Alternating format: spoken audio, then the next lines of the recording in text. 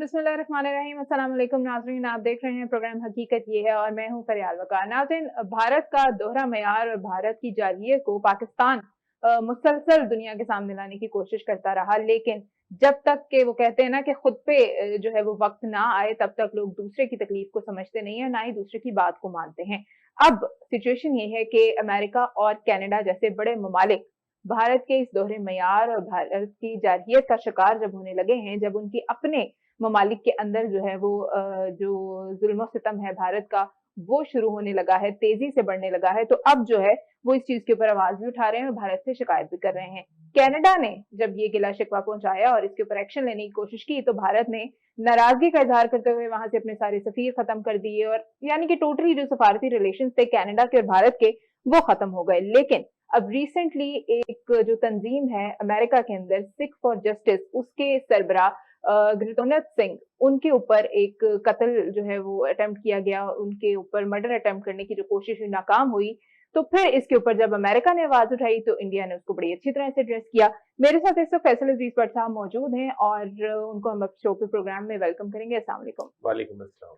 भट्ट साहब, सबसे पहले तो सवाल यही से उठता है कि जब पाकिस्तान बार बार दुनिया के सामने ये पैगाम पहुंचाता है, यूएन में भी और हर प्लेटफॉर्म के ऊपर, खबरों के जरिए भी, सोशल मीडिया के जरिए भी, कि इंडिया जो है वो इस तरह के काम कर रहा है, दूसरे ममालिक के अंदर घुस के, खास तौर पे रॉ जो है उसको इस्तेमाल करते हुए ये जारियत जारी है, लोगों को कत्ल किया जा रहा है, स्पेशली उन लोगों को टारगेट किया जाता है जो खालिस्तान तहरीक चलाने की कोशिश करते हैं।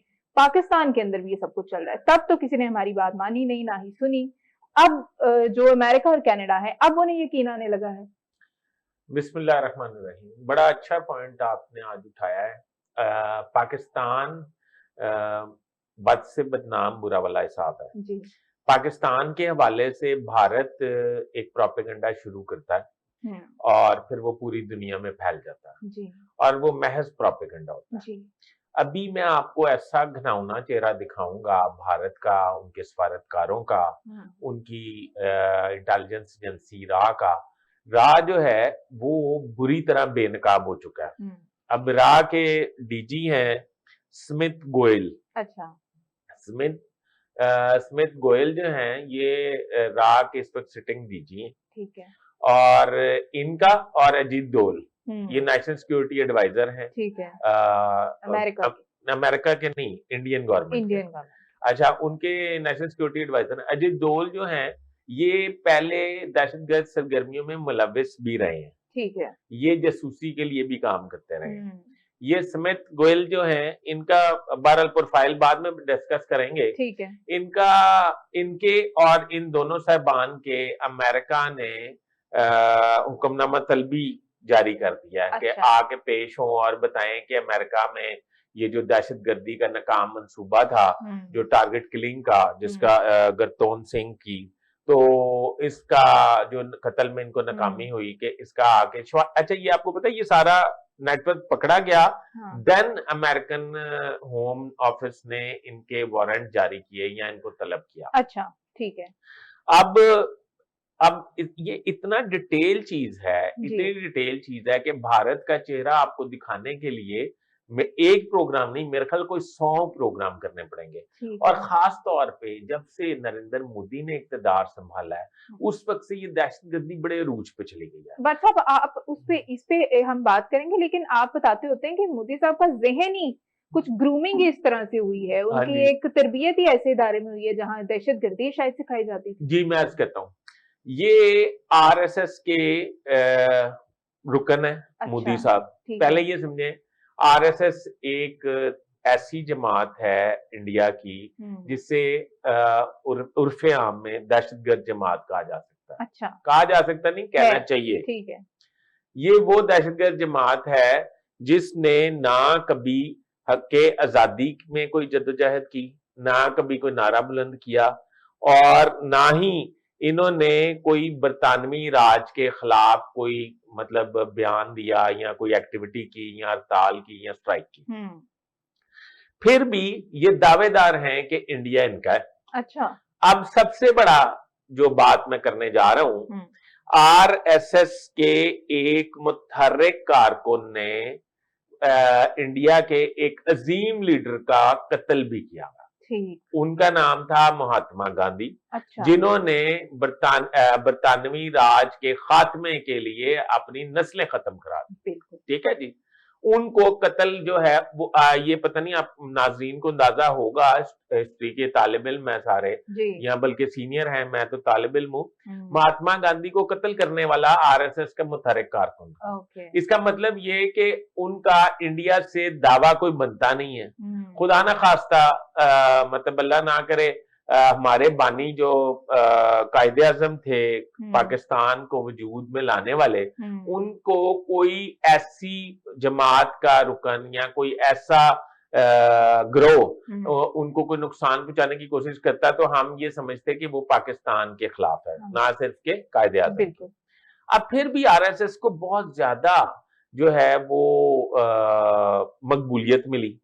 अब वो मकबूलियत जब मिली, अब इसमें आरएसएस में मोदी साहब जो है वो 7 साल की उम्र में दाखिल हो गए थे। एज व्हाट, क्या करते थे? एज कारकुन रजाकार। अच्छा, ठीक है।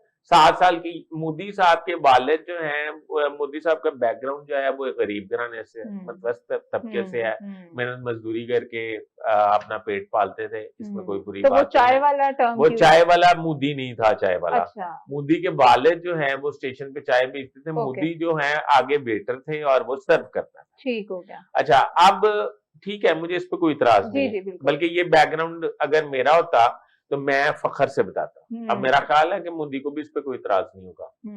और हाँ, ये बैकग्राउंड नहीं होना चाहिए कि मैं चोर हूं, मैं डाकू हूं, मैं फ्रॉड हूं, किसी दहशतगर्द तंजीम से मेरा ब्रॉडअप हुआ। ठीक है। मेहनत मजदूरी वाला तारफ तो हमारे लिए फखर। और ये एक पॉइंट है कि सियासत में एक वजीर आजम है, हाँ, वो एक लेबर, इसकी मैं तारीफ भी कर चुका हूँ। बिल्कुल, इस बात की मैं तारीफ भी करता हूँ कि उनकी असल जमहूरियत जो है दुनिया की, आपको पता है सबसे बड़ी जमहूरियत जो है वो इंडिया है। और इंडिया में एक वजीर आजम जो है वो ऐसा है जो ग्रास रूट लेवल से, जो ट्रेन के फुटपाथ से उठ के वजारत उज़्मा के सिंहासन पर बैठा है। ठीक है। अच्छा, बहरहाल हम अपने टॉपिक से हट जाएंगे जी। अच्छा जी, ये जो मोदी साहब ने आरएसएस के दफ्तर में सफाई सुथराई करने से अपने कैरियर का आगाज किया। ठीक है। अब ये उसमें बढ़ते गए, इसमें जब बढ़ते गए तो ओहदे भी ऊपर मिलते गए। अब मैं आपको एक और बात बताता हूं कि आरएसएस जो है ये सियासी जमात नहीं है।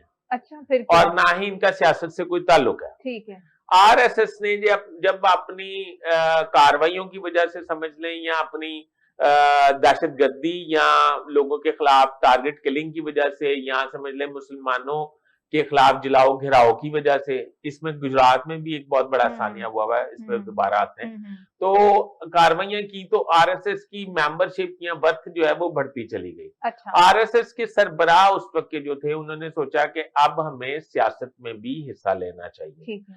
उन्होंने बीजेपी एक पार्टी का तस्वुर लाए और बीजेपी ये जो अभी इक्तदार में है इसको लॉन्च कर दिया। अब बीजेपी के अटल बिहारी वाजपेयी भी वजीर आजम थे। इस आरएसएस की एक खूबसूरती ये है कि ये वरासती मारूसी जमात नहीं है। अच्छा, ठीक है। ये बीजेपी वरासती मारूसी जमात नहीं है। ठीक है। पहले अटल बिहारी वाजपेयी को जमीन से उठा के और तख्त दिया था आरएसएस ने। अब मोदी को फुटपाथ से उठा के वो तख्त पे तैनात कर दिया। अब ये जो लोग हैं ये 1966 में 1900 अच्छा, ये इनका एक और गलीस कारनामा देख लें, जो इनके जबान में कारनामा होगा, हमारे जबान में गलीस अमल होगा। अच्छा। वो है 1993 में जब बाबरी मस्जिद इन्होंने शहीद की और पूरे इंडिया में हंगामे करवाए और पूरे मुसलमानों को इन्होंने मेंटली तौर पे डिस्टर्ब किया और ज़हनी और दिली तौर पे हर्ट किया। 1975 में आरएसएस पे पाबंदी लग गई थी। अच्छा, वो किसने लगा दी? मौजूदा हुकूमत ने। ठीक है। अच्छा, जब इन्होंने वो गांधी का कत्ल किया, तो जब इनकी पाबंदी लग गई तो फिर पाबंदी फिर पता नहीं कैसे खुल गई, फिर पाबंदी खुल गई, फिर ये 1993 में बाबरी मस्जिद वाला सानिया हो सकता है, मुझे शायद पता नहीं है। तो उसमें इन्होंने 1993 में बाबरी मस्जिद वाला सानिया कर दिया, फिर इन पे पाबंदी आयद कर दी गई। ठीक है। अब जो खतरनाक बात है वो आपको पता क्या है? खतरनाक बात ये है कि मौजूदा हुकूमत बीजेपी की जो क्या नाम है उसका, मोदी साहब है, इन्होंने एक कानून बनाने के लिए खत्तो किताबत शुरू कर दी है। अच्छा। और वो कानून के मुताबिक ये है कि कोई भी सरकारी मुलाजिम जो है वो आरएसएस का हिस्सा बन सकता है, ये तो मैं कह रहा हूं। अच्छा। पर मेरा जाती तौर पे ख्याल ये है, क्योंकि उनकी हुकूमत है वो अग्रेसिव हैं, दहशतगर्द हैं, इंतहा पसंद हैं, वो अब सरकारी मुलाजमीन की भर्ती करेंगे आरएसएस में और उसको स्ट्रेंथन, और वो एक खास मंसूबे से करेंगे। उस पर व्हाट्सएप एक ब्रेक के बाद हम जी, डिटेल में बात करेंगे। जी। नाज़रीन हमारे साथ रहिएगा। वेलकम बैक नाज़रीन। और हम बात कर रहे थे कि अब आरएसएस के जो रुकन हैं उनमें इंडिया के सरकारी मुलाजमीन भी शामिल हो सकते हैं। व्हाट्सएप कंटिन्यू कीजिए। अच्छा, 1966 में इस पे पाबंदी लगी थी कि आपने सरकारी मुलाजमीन शामिल नहीं हो सकते। अब जी। इनकी हुकूमत है बीजेपी की, अब वो उनको सरकारी मुलाजमीन को बाजोरे बाजू दाखिल करेंगे और सबको ऑर्डर जारी कर देंगे कि आपने ये सब तमाम इदारों ने जो है इसकी मेंबरशिप लेनी है और ओके। उसको स्ट्रेंथन कर लेंगे। ठीक है। अच्छा, अब मैं ये बताना चाहता हूं कि जब ये स्ट्रेंथन हो जाएगी तो पहले ही आरएसएस नीम फौजी मशकें भी करती रहती है, यानी कि उसकी दहशतगर्दी में कोई शक शुबा नहीं है। अच्छा। और इन तमाम चीजों का एक आरएसएस मैंने बता दिया आपको, जी। एक मैं आपको भारत का एक और भयानक चेहरा दिखाता हूँ। जी। वो है जी गुजरात जेल में 2014 से कैद लॉरेंस बिश्नोई। ये भी एक इंतसाब पसंद है, बिल्कुल। ठीक है जी। ये वो ही है जिसने मतलब सिद्धू मूसेवाला वो जो गुलकार था उसको कत्ल किया ना हक। उसके बाद इसने सलमान खान जो एक्टर है उसको जो धमकियां मिल रही हैं और उसको जो जान का खतरा है वो सलमान खान को ये धमकियां दे रहा है। ये वीडियो कॉल्स इसकी लीक होती हैं और ये सरेआम जेल में बैठ के लोगों से अरबों रुपए करोड़ों रुपए भत्ता मांग रहा होता है। अच्छा, ये वो है जो 3 दफा वजीर रहने वाला और 4 दफा असेंबली का रुकन रहने वाला, यानी कि सीनियर तरीन पार्लियामेंट, सीनियर तरीन मिनिस्टर जो है उसको भी हाल ही में इसने कत्ल करवाया है, बाबा सिद्दीकी। ठीक है जी, बाबा सिद्दीक। तो ये जो है अब आप अंदाजा लगा लें कि ये दूसरा करैक्टर है। अच्छा, ये जेल के अंदर रह के सारा कुछ कर रहा है, कैसे कर रहा है? ये मैं आज करता हूँ ना, जब से बीजेपी की सरकार आई है, बीजेपी की सरकार ने इसको पुष्ट पनाही पे रखा हुआ है। अच्छा। बीजेपी सरकार जो है वो नाम इसका इस्तेमाल करती है, वारदात को डालती है। आगे समझ, यानी कि ओन वो करता है, वारदात कोई और करता है। और कहीं उसे अंदर रखने का मकसद ये तो नहीं कि उसे महफूज रखा जाए? महफूज रखा कि उसका नाम से अच्छा सिक्योरिटी उसको उन्होंने उसे वो बना दिया ना, ब्रांड बना दिया है कि बाबा बिश्नोई ने फलानी जगह 6 बंदे मरवा दिए। बाबा बिश्नोई ने हुकूमत का नाम ही कोई नहीं लेता। अच्छा, अब जब ये सारे सूरत हाल को आप देखें, अब तीसरा एक गिरोह जो सामने आया वो भी सुन लें। पूरी दुनिया में जब आप सफारतकारों को भेजते हैं किसी मुल्क में जिनसे आपकी सफारतकारी जारी होती है, तो उसमें ये इंटरनेशनल लॉ है, जिनीवा मायदा का एक शिक है कि उसमें आप सफारतकारों पे कोई भी इल्जाम लगाकर उनके खिलाफ कानूनी चाराजोई नहीं कर सकते। अच्छा। यानी कि अगर आप फरियाल चली जाएं कि दुश्मन मुल्क की, यानी कि इंडिया के में या अफगानिस्तान में as consul general, as consulate, as दफाई फला, एज ताशी, प्रेस ताशी फला फला, तो अगर आप चली जाएं तो आप ये यकीन रखें कि आप उस मुल्क में दहशतगर्दी की वारदातों में मुलव्वस हो, आप उस मुल्क में कोई साजिश में मुलव्वस हो, आप उस मुल्क में उनकी हुकूमत साजी में मुलव्वस हो, उनकी तख्त उल्टाने में मुलव्वस हो, इसमें आपको इस्तिस्ना है, आपको गिरफ्तार नहीं किया जा सकता। आपने कई दफा सुना होगा, कई दफा ये होता है कि वो कहते हैं कि फलां मुल्क ने फलां सफारतकार को मशकूक सरगर्मियों की बिना पे मुल्क फौरन छोड़ने का हुक्म दे दिया। अच्छा, अब भारत इस इस्तिस्ना को किस तरह पामाल कर रहा है? अब भारत सफारतकारों के जरिए दहशतगर्दी कर रहा है। बिल्कुल। अब ये जो पहले कनाडा में हुआ ट्रूडो वाला, वो भी सफारतकारों ने किया। हाँ। उन्होंने कनाडा ने काफी एहतजाज किया, वो जो कत्ल इन्होंने सिख रहनुमा को करवाया, उन्होंने एहतजाज किया मगर वो एहतजाज कोई रंग ना लाया और आखिरकार जस्टिन ट्रूडो ने वो सफारतकारों को मुल्क से निकलने का हुक्म दिया। वो चले गए, इंडिया के साथ हालात कशीदा हो गए। उन्होंने अपनी पार्लियामेंट में भी इस पे आवाज उठाई और अपनी कैबिनेट के साथ सारे इंडियन रॉ और इंडियन हुकूमत के खिलाफ जितने सबूत उनके पास मौजूद थे वो उन्होंने ऑन एयर भी किए। हाँ, अब अगली बात, इन्होंने देखा देखी अमेरिका को भी इस तरह ही समझ लिया, वही जो आपने शुरू में कहा। अच्छा, कनाडा में तो हम सुनते हैं कि बहुत ज्यादा इंडियंस की तादाद है। नहीं, इंडियंस की तादाद है तो इसी वजह से है ना, सिख बहुत ज्यादा है। अच्छा, पहले जो उनकी पार्लियामेंट है या उनकी आबादी है वो गोरे हैं। नंबर 2 पे पंजाबी हैं। उनकी पार्लियामेंट की सबसे लार्जेस्ट जो जबान है वो पंजाबी है। ऑपोजिशन वाले भी पहले हर मामले में सिखों के हक में होते हैं, लेकिन इस मामले में वो भी खामोश है। अच्छा, उसमें ये है कि नहीं, खामोश नहीं है, वो सिख लीडर तो कत्ल हुआ ना, तो उन्होंने ये किया कि खैर कनाडा ने भी बात उठाई। अब अमेरिका ने ये बात शुरू की और फिर पूरी तहकीकात की। अमेरिका में तो इनका हमला जो है वो सफारतकारी के जरिए नाकाम हो गया। जब नाकाम हो गया तो अमेरिका ने जनाब निकाल लिया कच्चा छट्टा निकाला। तो वो एक राह का साबिक अफसर था जो इस हमले में मुलव्वस था, समंत गोयल जो है और अजीत डोल, इनको तलब कर लिया। अब आप लोग यहाँ प्रोड्यूसर कह रहे थे कि अब तो देखें ना, अमेरिका ने भी तलब कर लिया है, ये भी हो गया, अब क्या होगा? तो मैं आपको सुना देता हूँ क्या होगा ये जी कि पहले ये समझे कि पाकिस्तान जो है इसमें इसी गिरोह ने सफारतकारी के जरिए या ये बिश्नोई के जरिए समझ लें या आरएसएस के जरिए समझ लें, मतलब जितने दहशतगर्द तंजीमें हैं वहां पे, ये मतलब असल में बात यह है कि जिस तरह खुदा ना खास्ता एम्बुलेंस में असले की स्मगलिंग हो रही हो या मंशियात की स्मगलिंग हो रही हो, तो एक मुकद्दस चीज है, उसको इस तरह गंदा नहीं करना चाहिए, उसको पकीजा रह देना चाहिए। अगर किसी मरीज को कोई रोक लेगा तो फिर बहुत ज्यादा है। तो इन्होंने सफारतकारी के जरिए ये धोखा दे रहे हैं, अदरवाइज कोई मसला नहीं।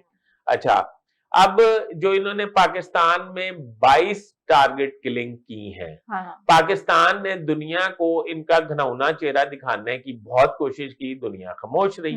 जब खामोश रही तो अब पाकिस्तान तो खामोश है और जिनके घरों तक आग पहुंच गई है, अमेरिका, कनाडा, तो अब वो चीख रहे हैं। हाँ जी, ऐसे ही है। अब आपका ये ख्याल है कि अगर एक कत्ल हुआ, पाकिस्तान में 22 कत्ल हुए, ठीक है ना?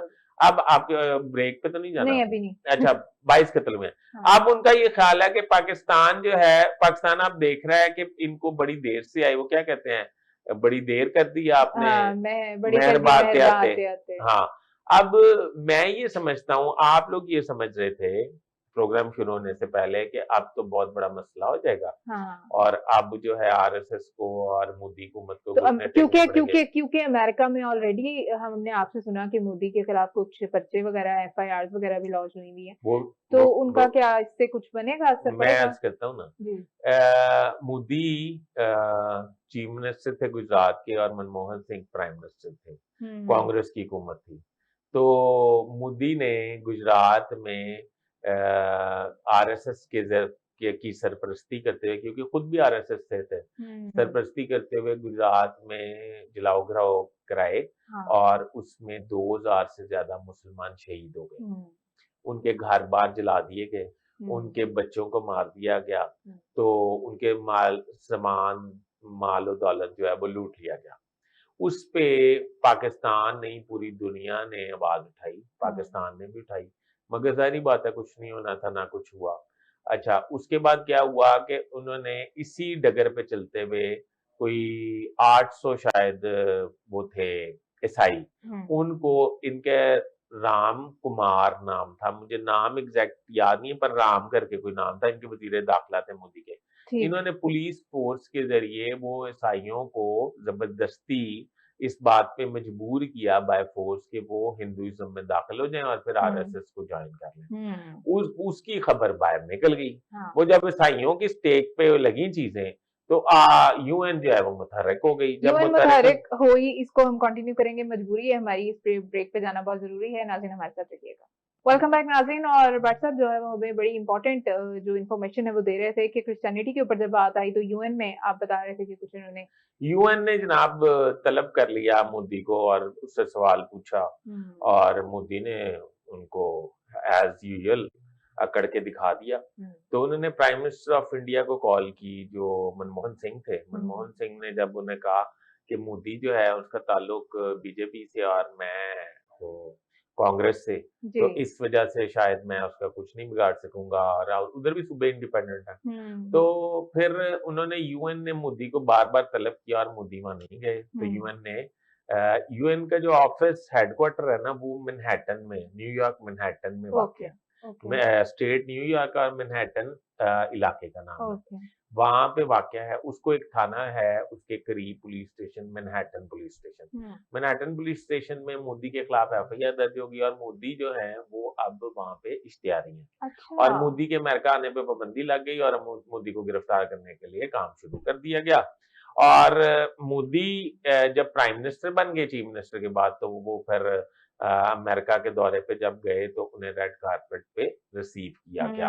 तो इसलिए मैं कह रहा हूं कि अब आपको ये समझना होगा कि सफारतकारी जैसे पाकीज़ा एक जज्बे को जो है वो भी भारत ने पोल्यूट कर दिया। मतलब इंडिया अपने आप को स्ट्रेंथन सिर्फ इन फजूल और घटिया जाइम के लिए ही कर रहा है शायद। आप मुझे ये बताइएगा कि वैसे तो ये मिसाल भी नहीं देनी बनती, लेकिन अगर खुदा ना खास्ता, पाकिस्तान तो ऐसी चीजें करता नहीं, सामने से करने की अहलियत रखते हैं, अगर हम होते ऐसी किसी कार्रवाई में मुलव्विस, तो फिर दुनिया हमारे साथ किस तरह से ट्रीट करती है और इंडिया के मामले में दुनिया का क्या रवैया? मैं ये समझता हूँ कि इंडिया पे दुनिया को देखें, तरक्की याफ्ता मुल्क हैं कनाडा, अमेरिका, इंडिया पे फौरी तौर पे पाबंदियां आयद करनी चाहिए, उनसे इन तमाम बातों का जवाब देना चाहिए। और पाकिस्तान तो बेचारा अपनी सर्वाइवल की लड़ाई लड़ रहा है, उसने लोगों के साथ क्या लड़ना है या लोगों के इलाकों में जाके क्यों कोई दहशतगर्दी या कोई तकरीबकारी करानी है। हम तो अपनी तकरीबकारी समेट लें तो बहुत ही अच्छा होगा। पाकिस्तान दहशतगर्द नहीं, दहशतगर्दी से मुतासिर मुल्क है। इसलिए पाकिस्तान, जब हम खुद मुतासिर हैं और सबसे ज्यादा नुकसान हमने किया है, हमने अपने कितने कीमती अफवाजे पाकिस्तान सिक्योरिटी फोर्सेस के लोग जो हैं खो दिए हैं, अपने प्यारे खो दिए हैं, बेगुनाह लोग खो दिए हैं और मतलब ओवरऑल रेपुटेशन अपनी लूज की है। और सिर्फ वो भारत के प्रोपेगेंडा की वजह से मैं ये कहूंगा कि हम गाहे बगाहे भारत के इस भयानक चेहरे को बेनकाब करते रहेंगे और इस पे हम प्रोग्राम करते रहेंगे। उसकी वजह ये एक मिशन है। हाँ। और ये आपका फर्ज है अगर आप किसी भी शोबे में हैं, क्योंकि भारत जो है वो झूठा प्रोपेगेंडा करता है पाकिस्तान के वाले से। तो अभी तो वो बेनकाब हो गया। अमेरिका के पास भी सबूत हैं, हमारे पास तो बेचारे होते हैं, पर अब हम तो गरीब हैं, हमारे से कोई नहीं पूछता ना सबूतों का। कनाडा के पास भी सबूत आ गए। बिल्कुल जी। और हम तो अपनी खबरों में और अपने प्रोग्राम्स में फिर भी इसको इतना इंपॉर्टेंट नहीं समझते, लेकिन इंडियन मीडिया पाकिस्तान के इश्यूज पे पूरे प्रोग्राम्स और पता नहीं क्या कुछ करता है। अब आप देखें ना, कश्मीर इशू है। हाँ। कश्मीर इशू एक ले लें सिर्फ। हाँ। लोग दुनिया फलस्तीन की बात कर रही है, गो के कार कुछ नहीं रहे, पर कश्मीर की बात तो कोई नहीं कर रहा। इंशाल्लाह इस पे भी तफसीली बात होगी। अभी हमारे प्रोग्राम का वक्त खत्म हो गया। व्हाट्सएप आपका बहुत शुक्रिया, आपकी कीमती इन्फॉर्मेशन का बहुत शुक्रिया। अपने नाज़रीन से इजाजत चाहेंगे, आपसे फिर मुलाकात होगी। अपना बहुत सारा ख्याल रखिएगा। खुदा हाफिज।